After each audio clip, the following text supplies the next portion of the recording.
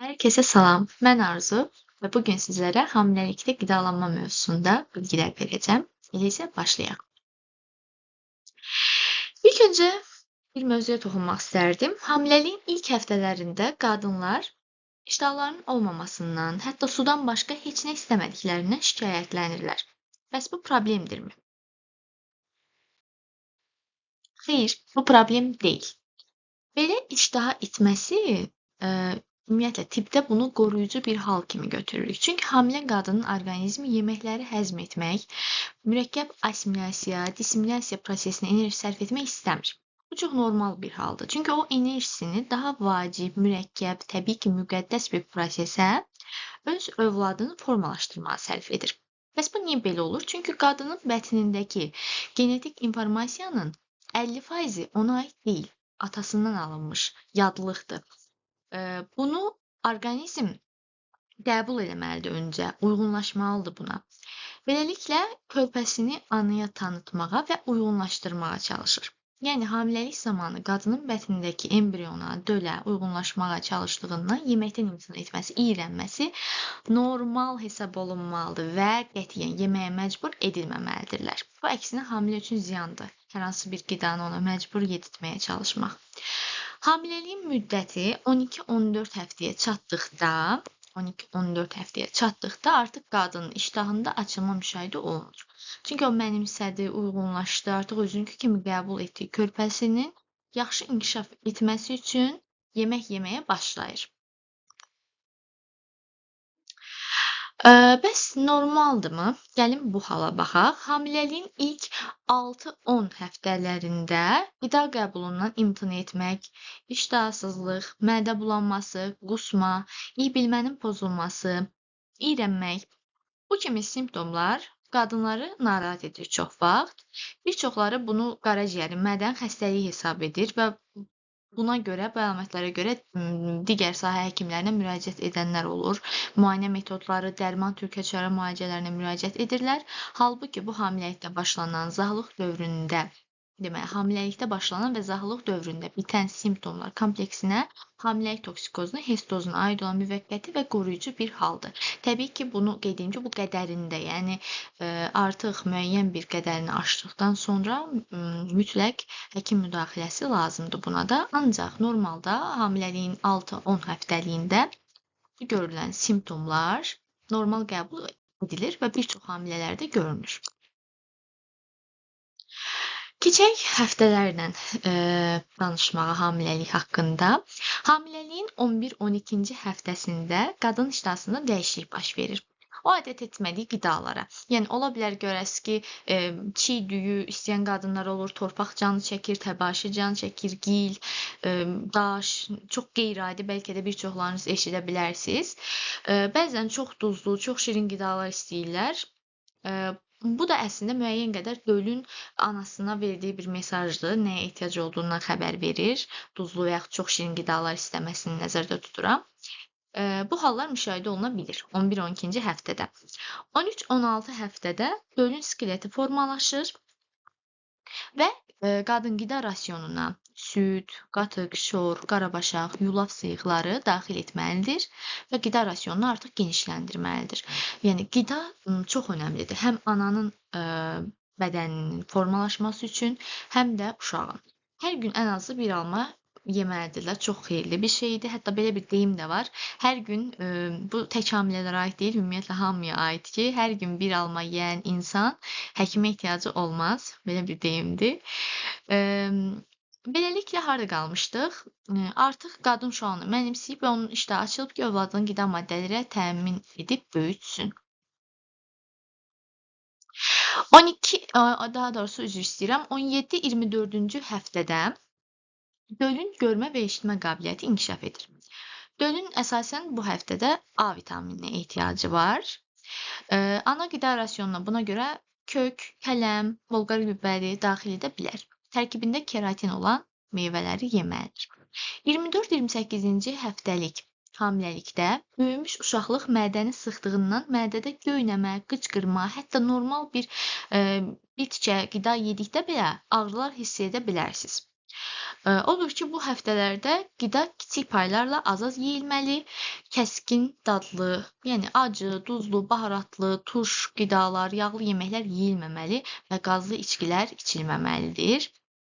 Təbii ki, belə deyim, bəzən çox, canı çəkdiyində, hamilələr müəyyən qədər dadına baxa bilər hər bir qidanın da, ancaq, çox qəbulu, ümumiyyətlə qəbul etməsəz təbii ki, daha yaxşıdır.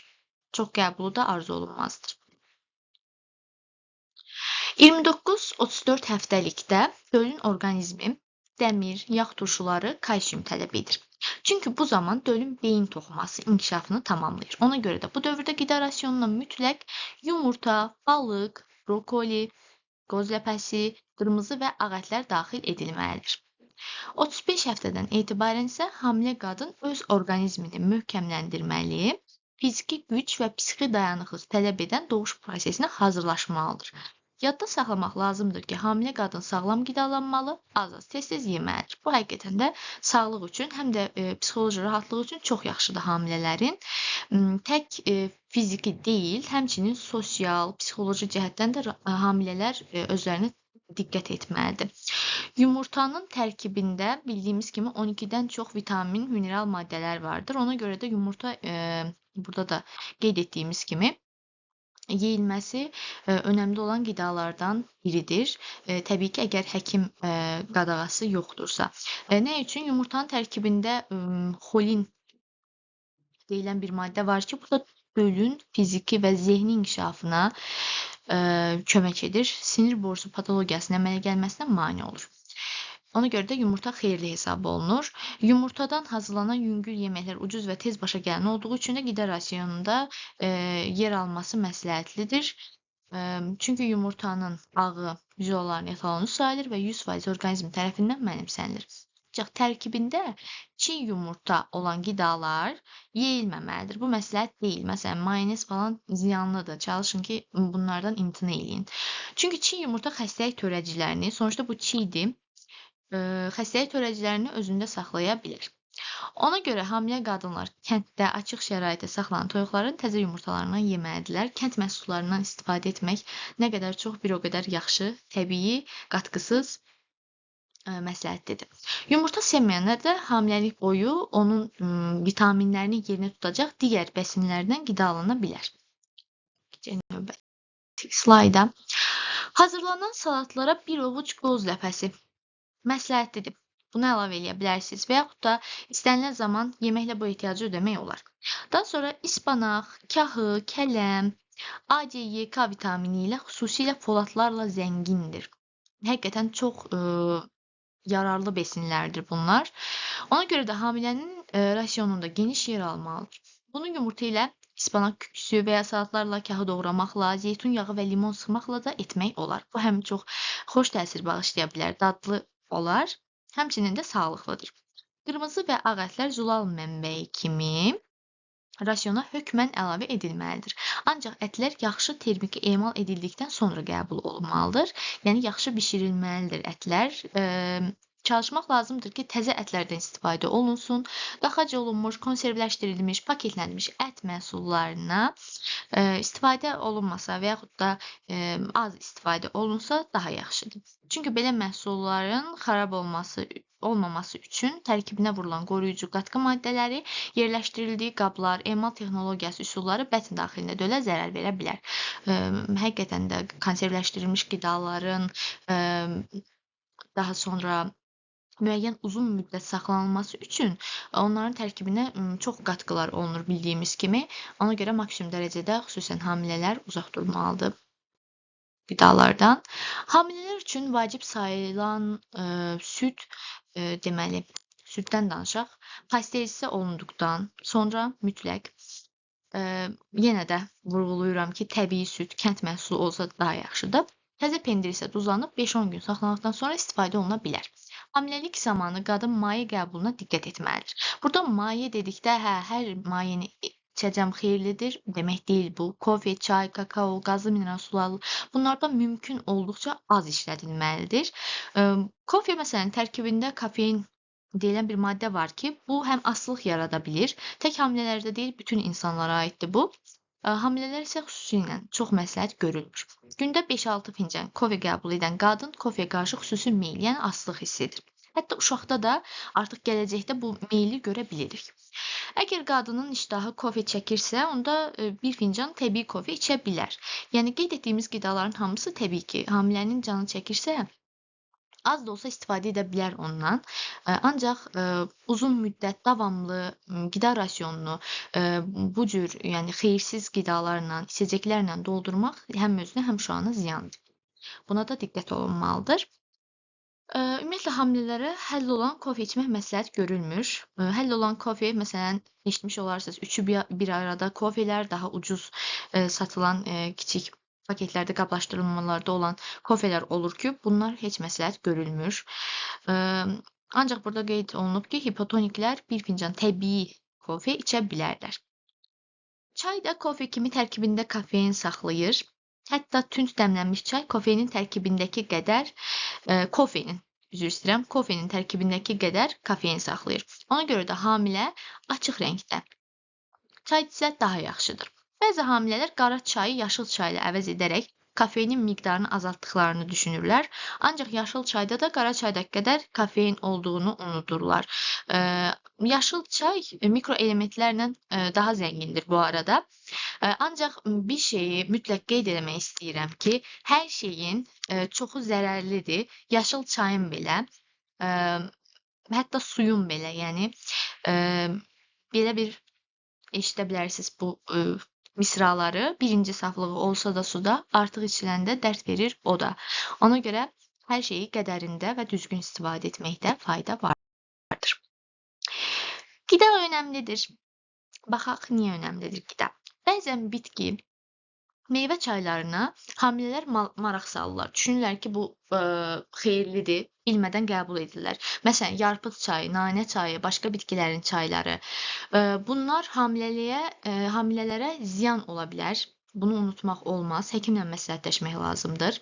Sonra kakao maddəsi güclü allergen olduğu üçün, orqanizmdən kofe kimi deməli kalsiumu çıxardığı üçün hamilələrə məsləhət görülmür.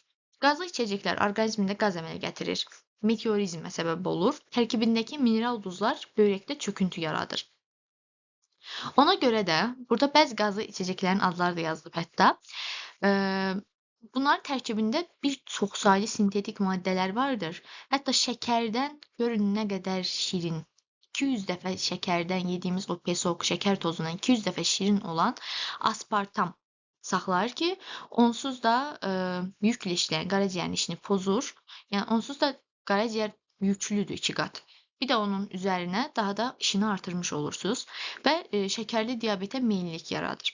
Hamilənin iştahını açır, bu da piyələnməyə səbəb ola bilir. Digər tərəfdən də onlara meyillik yaradır təbii ki. Orqanizmdə kalsiumun mənimsənilməsi pozulur. Bu səbəbdən də nəinki hamilələrə, hətta yaşlılara, uşaqlara da içilməsi məsləhət görülmür. Qazlı içəcəklərin, qazlı şirin içəcəklərin qədərindən çox içilməsi hədsiz ziyandır. Əgər soklar təbii ki, evdə hazırlanıbsa, bu ola bilər alma soku, məsələn, digər şirələr. Bunlardan içmək olar, təbii ki, yenə də qədərində. Ancaq hazır paket içəcəkləri içilməməlidir. Çünki onların bir şeyi məntiqlə düşünsək, rəf satış ömrü uzun olsun deyə onların tərkibinə görün nə qədər konsentratlar, konservatlar əlavə olunur. Ona görə də diqqət olunması gərəkən mövzulardan biridir. Bəs hamilə qadın ən çox nə içsə olar? O olmaz dedik, bu olmaz dedik, bəs nə içək? Hamilə qadın ən çox təmiz içməli suya üstünlük verməlidir. Su təmiz olmalıdır, içməli olmalıdır. Bəlkə də çoxları üçün çox şablon səslənə bilər bu, amma suyun belə doğru içilmə qaydası vardır. Hamiləliyin ikinci yarısında artıq su-duz mübadiləsi aktivləşdiyi zaman qadının mayeyə ehtiyacı artır.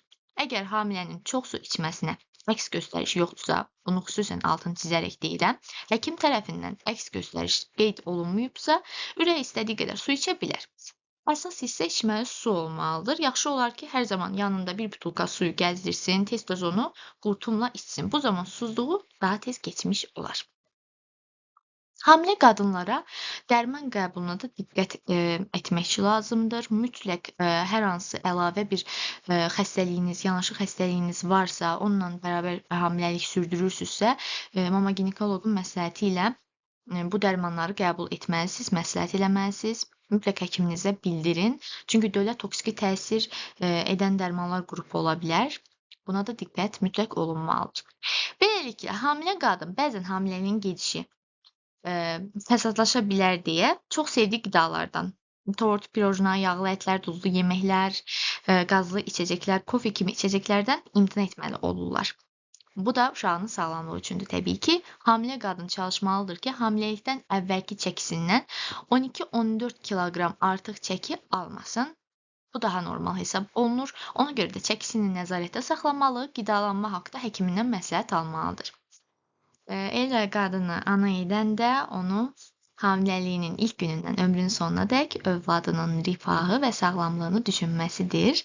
Bu sözlər, cümlələr, buradakı məlumatların əksəriyyəti mənə ginekologiya fənnini tədris edən Gültəkin doktora aiddir. Ona da təşəkkürlərimi bildirirəm. Ümid edirəm ki, buradakı tövsiyələr bir çox xanımlara kömək olacaq. Burada da belə bir şəkil yerləşdirmişəm. Əgər videonu bəyənsəz, bu tip videoların, məlumatlandırıcı videoların çox olmasını istəsəz, yorumlarda bildirə bilərsiniz. Hətta öz video fikirlərinizi də yaza bilərsiniz. Hər birini oxuyacağam. Videonu bəyənməyi də unutmayın. Hətta gələn video mövzumuz bu uşağın ana bətnində inkişaf dövrləri ola bilər istəsəz. Diqqətiniz üçün təşəkkür edirəm. Videonu sona qədər izlədiyiniz üçün, dəyərli zamanınızdan ayırdığınız üçün. Mənim üçün çox maraqlı, dəyərli və bilik dolu bir zaman keçdi. Ümid edirəm ki, sizin üçün də belə oldu. Və bu arada burada qeyd etdiyim YouTube və Instagram ünvanlarımı da izləsəniz çox şad olaram. Təşəkkürlər gələn videolara qədər. Sağ olun.